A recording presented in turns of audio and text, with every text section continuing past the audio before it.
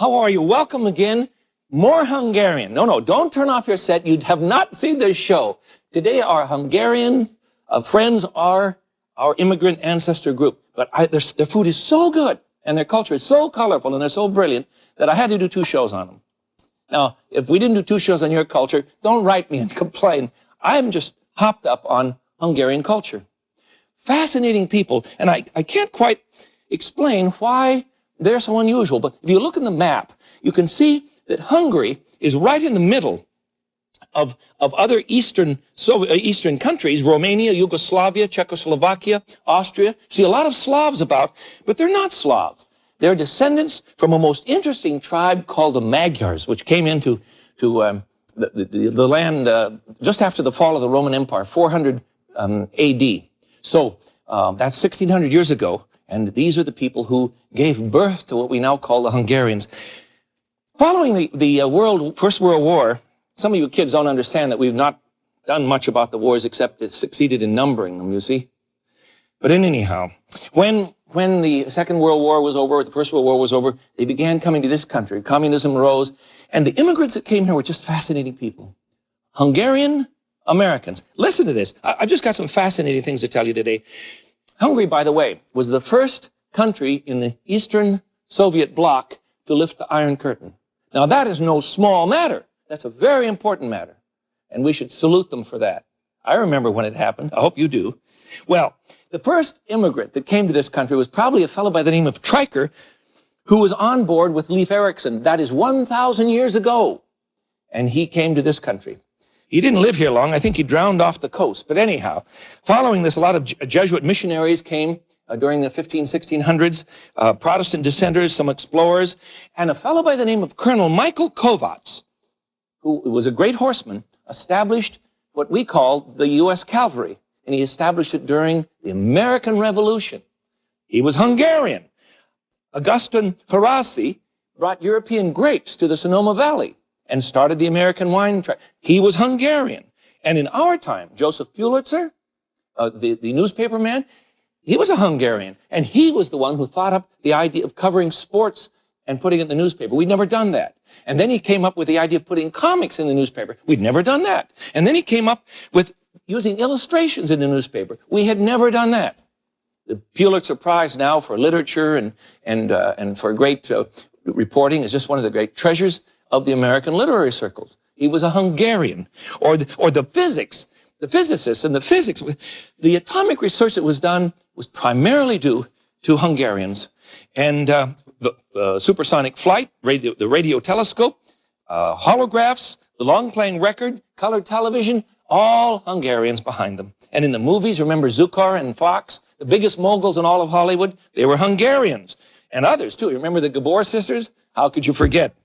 Tony Curtis, you didn't know he was Hungarian, did you? Bela Lugosi, Harry Houdini, and in music, one of the greatest composers of our century, Béla Bartók, is, of course, a Hungarian birth. And Fritz Reiner, these are all conductors, the best. Fritz Reiner, George Szell, Eugene Ormandy, Anatol Dorati, George Solti, they're all Hungarian. Now, how do you answer the question as to why the Hungarians have added so much? Well, one theory is that there was a school in Budapest, a secondary school, just as, your first school. And they were so brilliant at helping people be creative that out of that school in Budapest, most of these people came from Budapest. Out of those school systems in Budapest came wonderful things.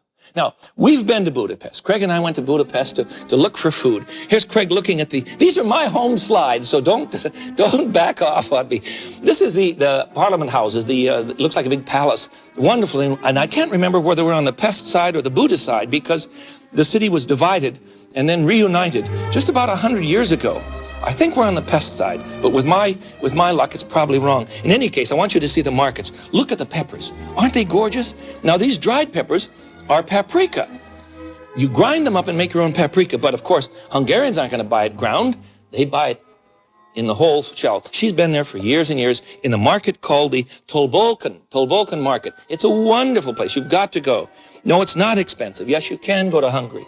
And fresh peppers, see the ones on the right are the typical Hungarian pepper. We can't get them in this country very often, but they're wonderful things. And the other thing that they love, aren't they beautiful? Look at that. They put them in everything. Stews, salads, they're just heavenly things. The other thing they love are radishes. Now, you don't understand the size of that radish.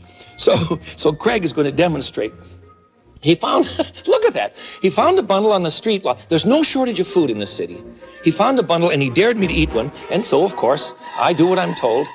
It was sweet and mild and wonderful, but it's the size of a very large golf. Well, you can't see a large golf ball. Anyhow, it's bigger than a golf ball. And look at the pickles. They pickle all of these peppers. And Peter isn't in on this. Peter Piper has nothing to do with this. This is Hungarian. And she's in the public market called Tolbolkan. You must see it.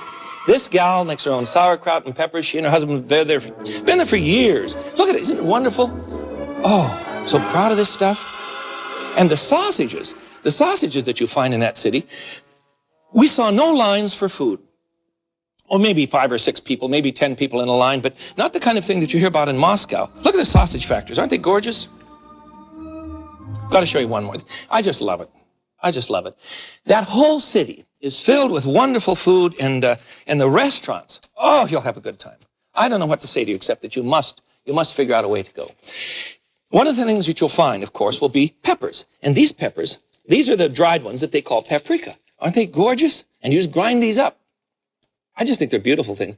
I brought these home. No, it's all right to bring in dried foods. I can just hear one of you saying, how come the Department of Agriculture didn't catch him? Well, it's all right. They did catch me once. I had 3 salamis in my bag from Italy.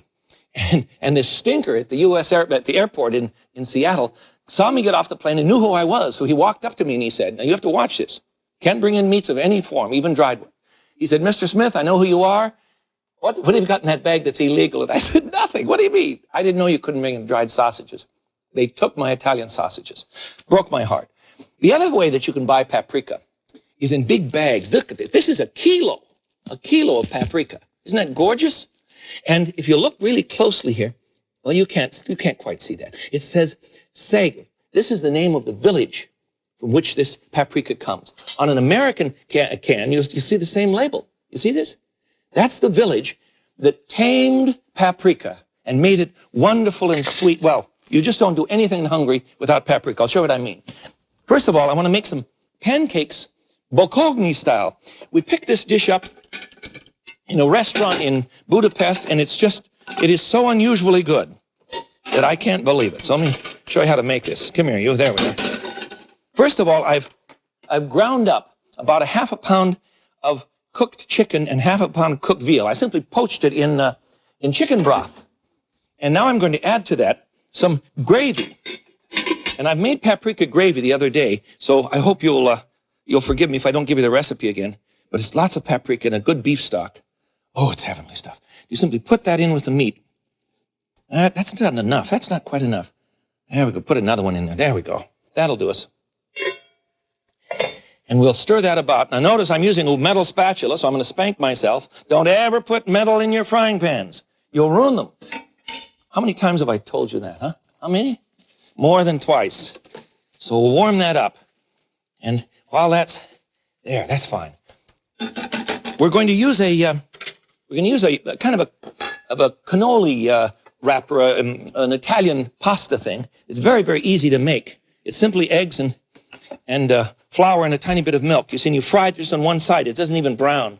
That's in another book, but that's all right. Here we go. Now we need to take some, here we are. Take some of the filling and put it in the center here. This is the most unusual dish. We've got a wonderful paprika filling, and we'll fold it up thusly.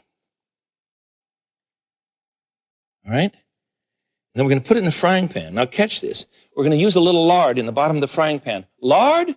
Well, that's the flavor that the Hungarians want. Now you render lard.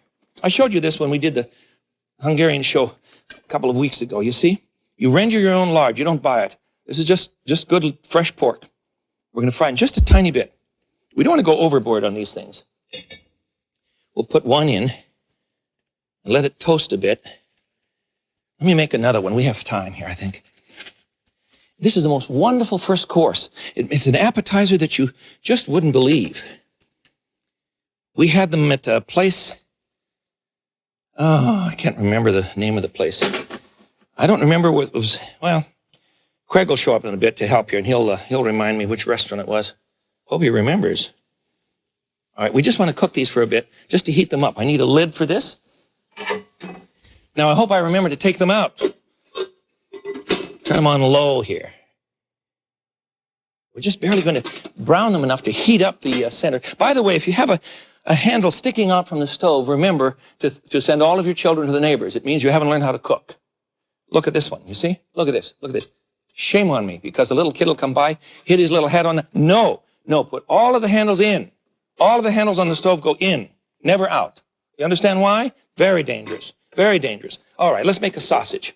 I've got a wonderful sausage recipe for you. My friend Laszlo, incidentally, I should tell you about Laszlo. Look at this, look at the handicraft here. Look at the seeds from the peppers. Look at the handicrafts that are here. These are all from Hungary, and Laszlo's from Hungary. He was an immigrant that ran during the communist invasion of Hungary, and the communist regime, I should say. And the things that he brought back help him remember who he is, because he's Hungarian. When Craig and I were in Budapest, we found some eggs. When Easter comes, I'll be ready, you see. I don't have to, they're hollow, of course. You buy them in the market, all done like this. Here's a goose egg. Isn't that gorgeous? I just love this stuff. They look like they hang them on trees or something. I'm not sure what they do with them, but they're certainly beautiful. All right. We came through customs with so much stuff. The custom guys are always concerned about me when I come through the line. They're never quite sure what I'm up to. Now, to make a very good Hungarian sausage, and Laszlo was impressed with this. He said, "My lord, it looks like it was made in Hungary." I was tickled by that remark. This is what you do. 3 pounds of coarse pork. You see, I've ground this up already. Coarse pork. How about pork ground coarse? Got that? 1 pound of beef and 1 pound of pork fat. Beef and fat. See? The fat is necessary to, no, you don't eat these every day. The fat makes it juicy. No, you don't eat them every day. Now, in a food blender, I have 1 cup of water, and I'm going to add 10 cloves of garlic. Oh, these are enormous. Look at them. Oh, is this going to be good garlic sausage? And to that, I want to add the seasonings. And the seasonings, a little bit of salt, about 2 tablespoons for, what have we got? 3, 4, 5 pounds of meat, you see. So 2 tablespoons, 1, 2. And then we want to add half tablespoon of black pepper. You better be quiet in there. You all right? You're done. Off. Turn it off. I grind my pepper fresh in a Turkish coffee mill, so I still have enough in here. Yes. That's good. About a half tablespoon. And then I want to add some. This is an interesting blend of spices. Just very interesting. 3 tablespoons of paprika. 3. Good heavens. 1. Well, these are really big tablespoons, I know, but this is sweet, wonderful paprika. The Turks brought the peppers into Hungary at the time of the Ottoman Empire, but they were too hot. And it was the finesse of the Hungarians that brought us this wonderful thing we now call paprika. And don't ever buy paprika in those silly little jars. Blech. And just use it for coloring. Go to a market that carries fresh paprika in a big jar in the bulk, preferably imported, and buy it that way and keep it sealed. And then your food will, then you'll be terrific. I'm going to add 1 teaspoon, 1 teaspoon of saltpeter, which is simply a normal household chemical, kitchen chemical, that helps keep the color in the meat. So the meat will stay pink instead of turning all gray on you. And some cloves, just a pinch. Grated cloves, about 1/4 teaspoon. Not grated, ground. Ground cloves, whole cloves are all ground up. All right, now we'll grind that whole mixture into the water and have a solution, a saline solution.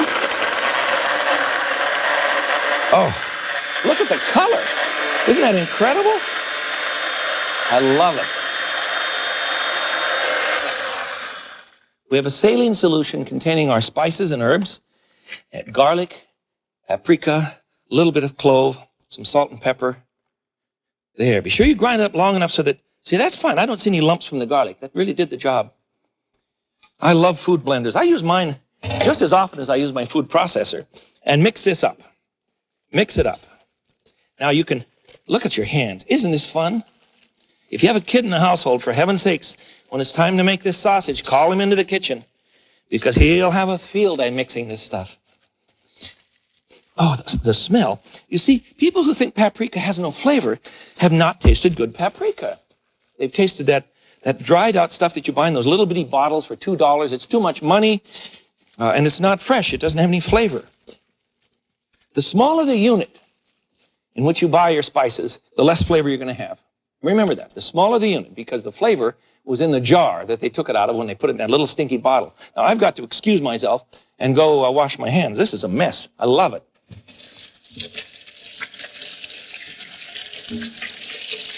There. I admit it, the stuff will just barely come off your hands. Too much pig fat, yes, I admit that. Too much cholesterol, yes, I admit that. But every once in a while, when you're trying to remember that you're Hungarian, you make this. Now, you can put it into casings. And if that's the case, put it into casings like, and make it like a, well, I'll show you. Make it like a Polish sausage and smoke them for about 1 hour and then dry them with a fan. I've got my fan going over here. There it is. And you see, I've hung them up to dry. And then they dry for 2 days this way. It's perfectly all right. The salt preserves the meat with the fan on them, you see.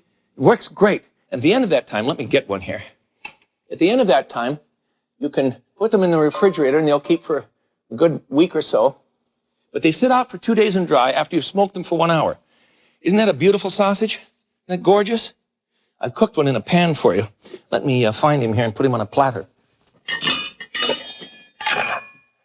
I've cooked him in lechko, which is a blend of fresh peppers. And you can, look at this. Isn't he gorgeous? Put him out here for you. In the midst of all of this color, I add more. Oh, I don't know.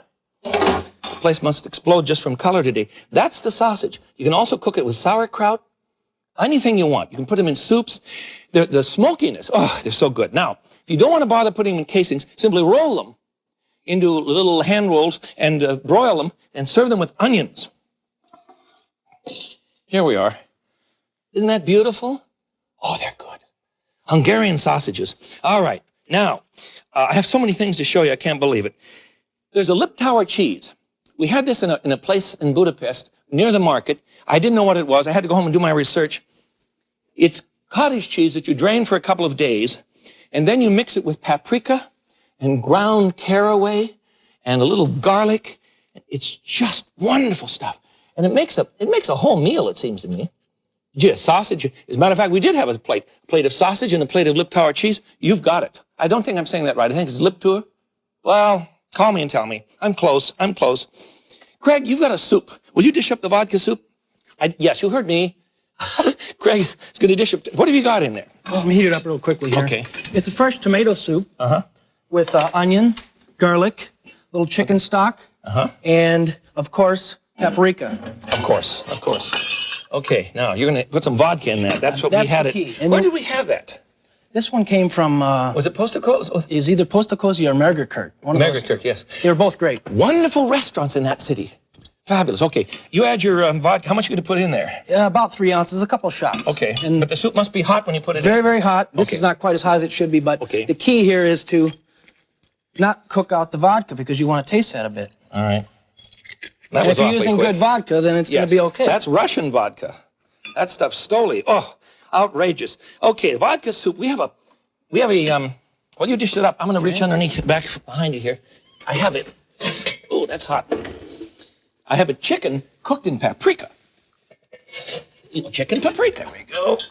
Ugh, excuse your foot there. It's getting crowded back here. You notice my kitchen is galley style, which is great for working unless the two of us are back here fighting. Don't run off yet. I need your help some more. Let's find out what's next. Another thing that's fun to do with Hungarian cooking is a sauerkraut salad, and they use these wonderful peppers. In our country, we get a pepper like very close to theirs. It's called a cubanelle. You see this? Aren't these gorgeous peppers? And this is one of the major ingredients, along with radishes, in a good sauerkraut salad. I know it sounds strange to you, but oh, is it good. Here you are. So a cabbage is another ingredient. And then you make a vinegar and oil dressing. Isn't that lovely? Vinegar and oil dressing.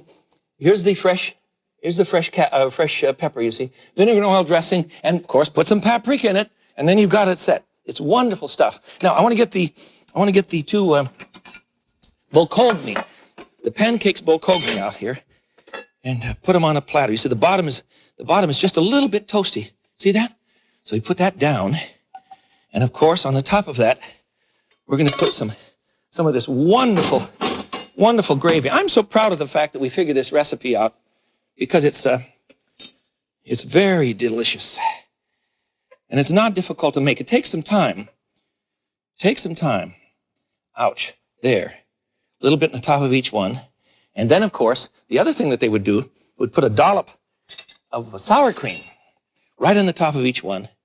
And it comes to the table this way. And this is an appetizer. Well, you're going to say right now, good heavens, that would about do me. I'm going to put a pinch of paprika on the top, too. Isn't that beautiful stuff? There. But pancakes, I keep wanting to say potatoes, but they're not potatoes. They're pancakes. Pancakes bulgogi. That's a delicious thing. And look at these. Look at these. Peppers of all sorts. You see this big selection of peppers I have. They'll just serve these to you as a wonderful, let's put them over here. I'm running out of space. As a wonderful salad. Isn't that delicious? Look at that. These peppers are very mild. There's some of them are the American sweet bell peppers. Red ones, green ones, yellow ones. Well, let's look. I have the red, the green, the yellow here. But then I've added, where are the banana? Here. These are called banana peppers. And this is just my selection because I like them. These are banana peppers, and you slice all of these up along with the cubanelles and saute it for just a minute in a bit of olive oil and garlic. And if you want to put in some paprika, fine. One more secret. When you're cooking with paprika, you use oil in the pan first. And then you get the pan hot. Remember, hot pan, cold oil? Okay, get the pan hot, put in the oil, and then put in some paprika and toast it for just a little bit before you put in the vegetables or the soup or whatever it is you're trying to make. Toasted paprika is a major secret that I learned in Budapest. It's very interesting, and it's very different from what I'd known. All right, we have a couple more here. Here's another thing that I think is just wonderful, but it's embarrassing. It's goose liver. That's not embarrassing, but the way they serve it, in Budapest is just incredible. I suppose it came about because of the Habsburgs, the Austrian royalty that were in, that took over Hungary for such a long time during the big battles between the Ottoman Empire, the Turks, and the Habsburgs, the people who were from Austria. The Hungarians got into a weird habit of eating goose liver. And one method is to simply saute it, and you don't want to overcook it. But these are small pieces from leftover from American geese. I simply got these from my butcher. But Craig and I went to a place in Budapest, the one up on the hill. I can't remember the name of the joint. Very fancy. It was so fancy, we got up and walked out. Now, you didn't know that you could find restaurants that fancy in Budapest, did you? Well, you do now, because it's a wonderful place for eating. And they love tourists. You'll have no trouble getting along in the city. No, not everyone speaks English. It's not like going to Denmark. But it's a wonderful place, and you'd have a good time there. We found in this restaurant up on the hill, a very expensive place. The guy came to the table and he said, I want you to see the goose liver. It was one goose liver, the size of a meatloaf. And it was about $40 for a dinner. I couldn't do it. All I thought of was that poor goose. Well, how did they get him so big? I don't even want to think about it. There's another appetizer for you. Goose livers with a bit of light gravy on this wonderful red that marks it Hungarian, the color of paprika. That's what they want. All right. Finally, this one shocked me. I was very surprised to see it. But the Hungarians love it. They just love it. Find all my notes here. There we are. Okay. Here is a pancake, a good crepe, you see. At the end of a meal, very often in a nice restaurant, I didn't know what they were called. I couldn't figure out what they were eating. But they order a warm crepe. You can do this. See, it's not complicated. You just make your crepes ahead of time, and you'll have a good time with them. Well, that one's not going to come out of there. How about this next one? I have these sealed up in saran wrap so that, plastic wrap so that they won't dry out. And you can make them ahead of time and then refrigerate them. I think that's great fun. And this is what they do. Make a chocolate syrup, or you can even buy a can of Hershey's and add a bit of brandy to it and a bit of cream and then cook it down again so it thickens. Yes, we're going to make chocolate pancakes. This is just, and they just die for them. This is your dessert that I saw more often than practically anything else in Budapest, or in the way of desserts. This gorgeous? And now we want just a dab of of powdered sugar, just for a bit of class, you see. Isn't that fun? There you have a complete, well, more than complete. Did you ever see the chicken paprika? I don't think you did. There it is. There it is. Now, everything looks red. Everything looks red. Well, when we do the Norwegian show, you're going to see everything is white. So there are certain cultures that have a flair and color to their cooking. And today we've cooked red. We've cooked Hungarian. I love the food. We've made a Hungarian sausage that is smoked and filled with paprika. Pepper salads, this cheese mixture that I told you about, Liptauer cheese you'll love, chicken, beef, lamb, anything you want with paprika in it makes a wonderful stew. And you can even make pancakes bilkogni. Remember, Hungarians have given so much to this culture, and we should give them great thanks. So I'll do that now. Köszönöm. Thank you very much. This is the Frugal Gourmet. Until I see you again, I bid you peace. Bye-bye.